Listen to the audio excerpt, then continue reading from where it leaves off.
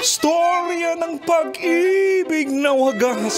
Storya ng pagtataksil at pang-aahas. May ginawang panakip butas. May happy ending ang wakas. Damdaming malambot at matigas. Sa live drama, pwede nang ilabas. Tutulo na at tatagas ang mga katas ng nakalipas. Katas ng nakalipas.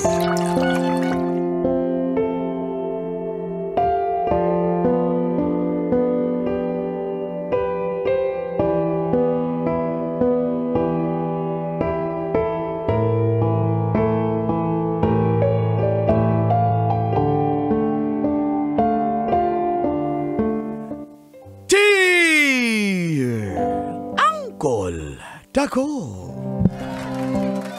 And Tita Tanya Chinita. Isang buwan na po si Dindo o yung boyfriend ko sa aking apartment. Paano ko po ba siya papaalisin? Hello po. Mukha po akong kontrabida, di ba? Pero binabati ko muna po kayo ng isang feel-good morning sa lahat ng suking nakikinig at nanonood ng programa. Mga katas ng nakalipas.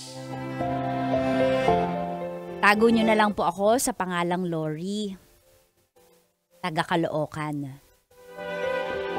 Dito po ako nagtatrabaho sa bagong SM sa amin. At halos isang taon na po akong walang jowa, kaya dahil sa payo ng mga kaibigan ko, nag-try po akong maghanap online sa Facebook. At dito ko po nakilala si Dindo. From Santo Tomas, Davao del Norte po siya.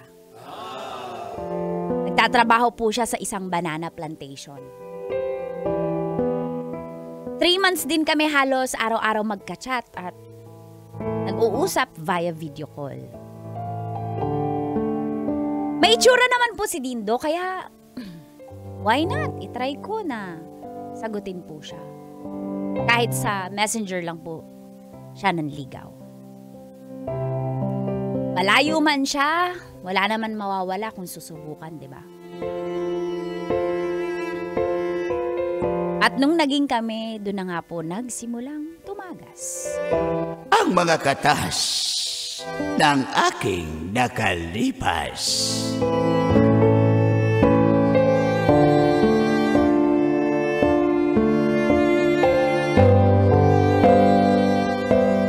Katas ng nakalipas.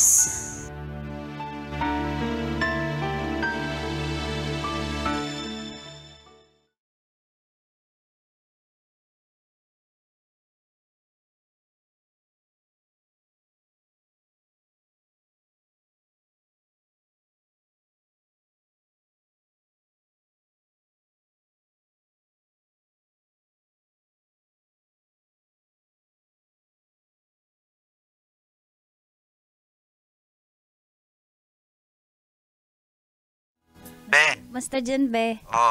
Eto, kakagaling ko lang sa banana plantation, sa sagingan. Grabe. Ay. Pero ang gwapo mo pa rin, kahit pagod ka, kahit pawisan ka. Ikaw talaga. Malinaw ba yung signal ko, be? Hello?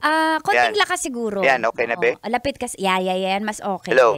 Ayan. Sorry, be, ha? Medyo mahina signal dito sa amin pag nasa kasagingan ka, eh. Okay lang. Abe, may sasabihin pala ako sa'yo. Ano yun, be? Nag-leave pala ako sa trabaho. Nagpaalam na ako sa forma namin. Oh, bakit? Hindi Di ba ano ka dyan? Lagi kang kailangan tumao dyan? naman. Marami namang mga trabahante dito. Gusto ko lang sanang, magbakasyon. Gusto kitang puntahan dyan, be, sa inyo, sa Manila. Be, wag mo kung Lagi, pinakikilig. Tinuod lagi. Oo, totoo, tinuod. Pupunta ako dyan. Oo. Promise yan? Promise, pupunta ako may... Sige. Mag-e-effort ka, makita ako dito sa Manila. Delete ka mo to, ha? Sige. O, ayan. O, plane ticket, o. O, sa Sabado na yan, o. Dating ko sa oras man, eh. Naman nag-e-effort ka, lagi. kinikilig ako. Ang flight ko, be, ito lang yung nakuha ko mura-mura, eh. Mga alas, mga 8 p.m. na ni. 8 p.m. okay lang? Okay lang yan. Naiintindihan ko naman kung yung pinakamura. Pero yung effort na, yung fact na pupunta ka dito, nag-effort ka. Kasi alam ko naman na wala kang pasok pag, sige na, wag ka na mag-explain. So sunduin mo ko sa airport, Ready ka na ba magkita tayo talaga? Oo naman. Basta magkita tayo sa airport. Gagawin mo talaga yan para sa akin? Oo naman, be. Pupunta nga ako dyan, eh, para sa imo. At tuunti ka. Okay lang? Oo, sobrang okay. See you, be. Love you po. Love you, be. Love you, be. Love you. Basta Dalhin mo magkita yung na ta, ha? Yung saging mo, i-ready mo, ha? Oo, Yung ano pala. magdala ko saging para sa imo. Oo, gusto mo sabihan. ng saging ko? Oo, malalaki yung saging namin dito sa Talaga? Santo Tomas. Kasi dito sa Maynila, may maliit, may payat. Ay, dagko mo saging diri, dako. Dax. Tinuod? Tinuod.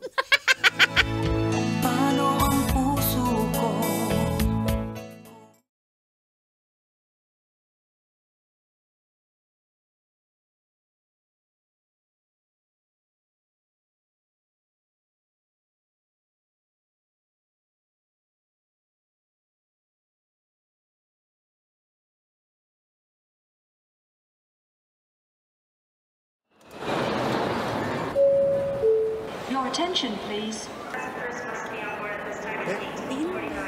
Sana ba yun? Be! Uy, Be, dito, Be! Sa kaliwa! Be! Be, ikaw ba yung teka, hawakan ko yung mukha mo, Be? Ikaw naman, Matangkad ka rin pala.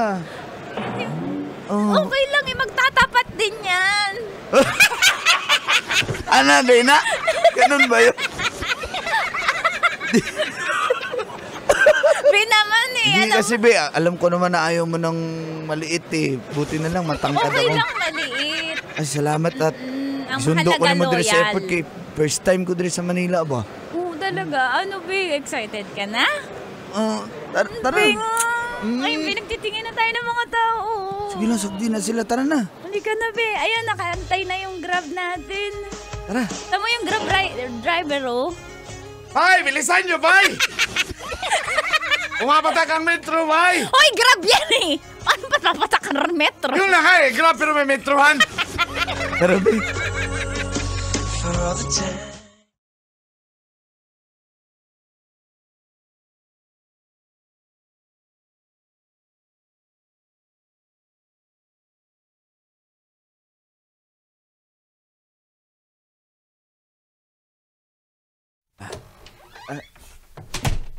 Ito pala yung bahay mo. Ikaw lang nakatira dito sa apartment mo. Apartment ko. Ah, Well, oo, kamayan, inayos ko ngayon kasi... Diyan ka nagbi-video call pag tayo, nag-uusap Babe, tayo. pasensya na, maliit lang to kasi Ano ka ba, ma? boarding house lang Sabi ako. ko nga sa'yo, na lang ko, baka may hotel na maliit dyan. Eh, syempre, ayoko naman nun.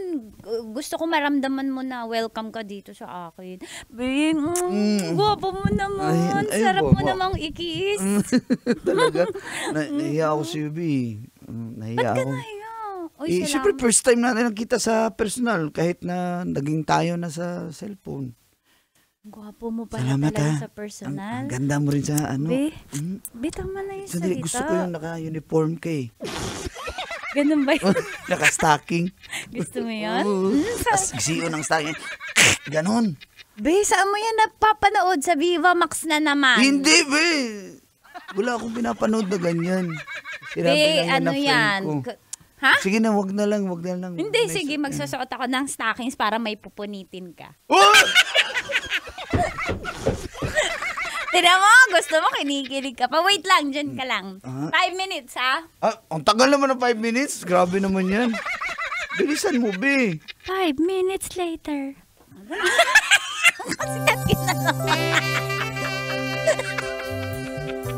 Akala ko may wait lady dito, be. Be, ano? Game Uy, na. yan yung stocking sa sinusuot mo. Ito yan yung ang gusto. uniform ko sa work. Yari ka. Be naman, kakabili ko lang ito. Pero palit worth, ang bag mo, Be worth na. the punit naman. Eh, saan? Magiging mayroon gisi. Dako na ito gisi. Be! Be!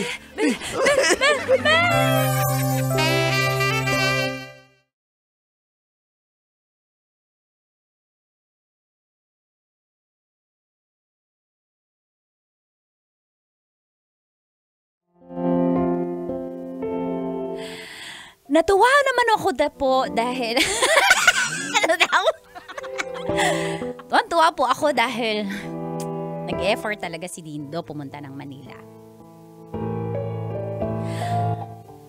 Doon ko nalaman na seryoso talaga siya at gusto niya ng seryosohang relasyon. Ano ba nangyayari sa Wala nang praktisan nila. Oo nga. Kaso nga lang, may iba pala siyang plano.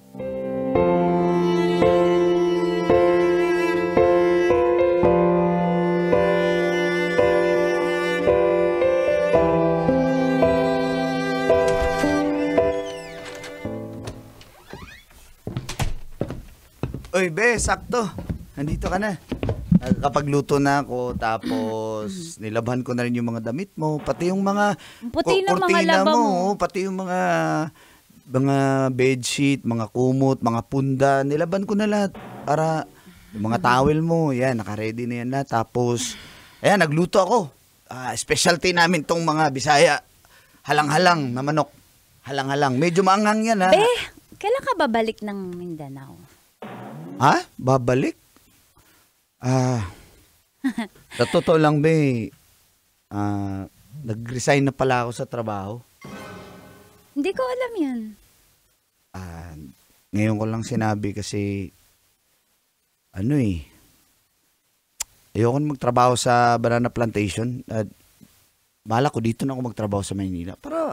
Kasi andito ka na eh. Mag-a-apply na lang din ako dito. So sa ngayon, So wala ka pang alagaan mo na na-applyan? kita. Ha? Naghahanap-hanap na. May mga kakilala naman ako na nauna dito sa Manila.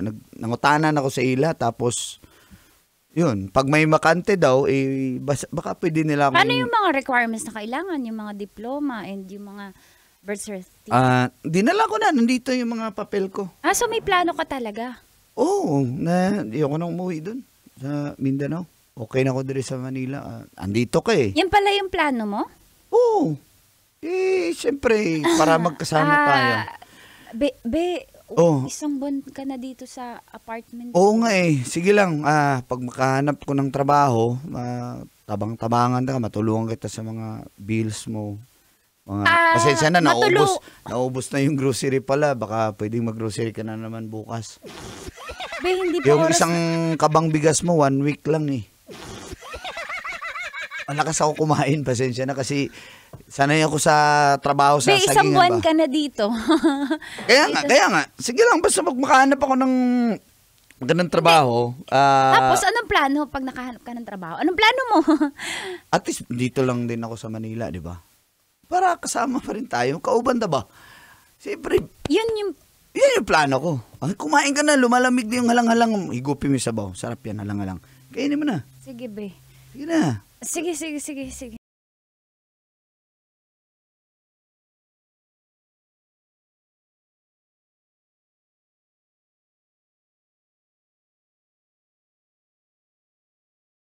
Mars, parang hindi ba drawing yung mukha mo? Ako mas na yung lover boy mo. Be, pwede magkwento. Oh, ano? Ayaw pre mo, Mars, isang buwan na siya dun. Ako lahat, gastos ko, kuryente, tubig, pagkain. Yung grocery ko is, once a month ako nag-grocery, ubos na. Mars, naka-grocery na ulit ako, Mars. Grabe naman yung labang ka. Mars, sabik na sabik yata sa Bigas Maynila eh. Mars, Wala bang bigas sa lugar Mars, nila? kasi sobrang bait ni Dindo na paano ba sabihin na kailan ka ba aalis? Kasi ang sinabi ko lang, kailan ka babalik? Pero paano ba sabihin para hindi siya masaktan? Kasi takot ako masaktan Okay. siya na alam mo yung sabihin ko na pinapalayas ko siya? Kasi baka sabihin niya masama ako eh. Paano ba? Turuan mo naman ako. Di ba Ano sanay ba, ka dyan? Di ba masama ugali mo? Ako kasi pag ako, yan ako, boyfriend ko si Dindo. Oo. Ah. Paano yun? Halimbawa, ano sasabihin? Dindo, ayoko na. Tama na. Tama na, Dindo, ayoko na. Ganon! Tapos, syempre, ilalaban pa niya yan. Ilalaban pa niya, so magiging harsh na ako. Dindo, lumayas ka, bahay ko to. Che! Pwe! Mars, hindi pwedeng ganun kasi hindi naman ako... Tinanong mo ako, Mars, masama yung ugali ko, ganyan ako. Tapos, Mars, hindi yung subtle way. hindi ko alam yung spelling ng satel, tapos ganyan mo pa ako. Mars, pag yun, di ba, pupunta sa trabaho, andyan na yung shuttle bus. Mars, ang kayo kayo, ang dami na umaling kayo, Mars. Mars, Gusto kong sumakay ng space shuttle. Ano ba yan? ang galing mo nag-isip ka pala, Mars. Hindi pwede, wala akong entry, Mars. Alam mo naman ako, masama ugali ko. Mars, ganun ba? Ganun ko ba? Diretsahin mo na, Mars. Sabihin mo, Dindo, may kailangan ko ng space. Parang na-invade mo yung aking space at privacy. Tsaka sabihin mo, hindi Feeling ka pa... ko din yung magagets yun eh. Dahil sinabi ko na yun. Tapos Sabihin mo, hindi ka pa handang mag-live-in. Tapos, yun nga yung gusto niya. Parang live-in. Hindi niya lang gusto niya. Gusto mo ba? Hindi, Oh, Mars. kaya Hindi pa ako sabihin mo. ready mag-asawa. O, yun na nga! Sabihin mo, hindi ka pa ready. Mars, sinahin mo na binubulong ko ngayon. Nilalakasan mo naman eh. Masama ang ugali ko, ganyan ako! Magpapapayo ka sa akin na masama ang ugali ko? Ganyan ako, Mars. Gusto mo i-megaphone ko pa? Mars, sige, Mars. Sige, update kita kung nasabi ko na yan, ha.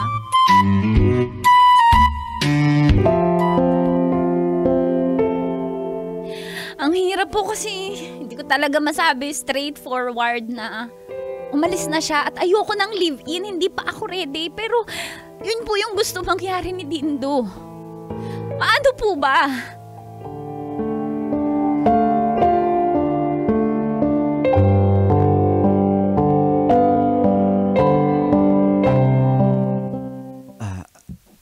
Be, ano ba yun? Kasi paano ba?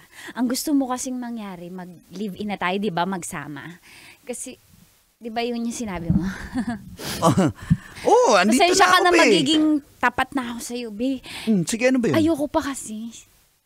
Hindi ako ready sa live-in. Pinatuloy kita dito from Mindanao dahil akala ko sa 3 weeks ka lang, 3 days, 3 weeks ka lang dito. Pero, be, magto 2 months ka na dito. Be, hindi ako ready na sa live-in. Hindi pa ako mag-aasawa. Be, kaya pwede umuwi ka na lang muna sa inyo. Diba sinabi ko naman sa'yo, wala na akong babalikan kasi nag-resign na rin ako sa banana plantation eh. Nihawa na ko ba? Tapos,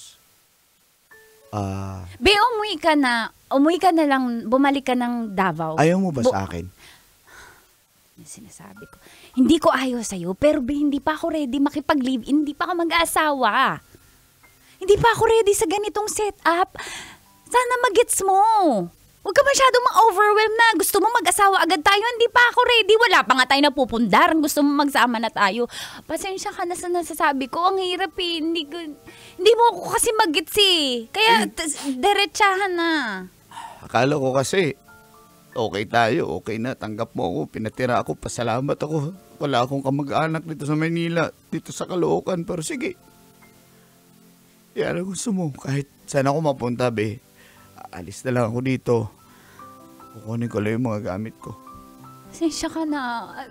Mahal kita pero hindi pa ako ready. Be, sorry. Sorry, huwag kang magalit sa akin na. Be, sorry. Dindo, pasensya ka na.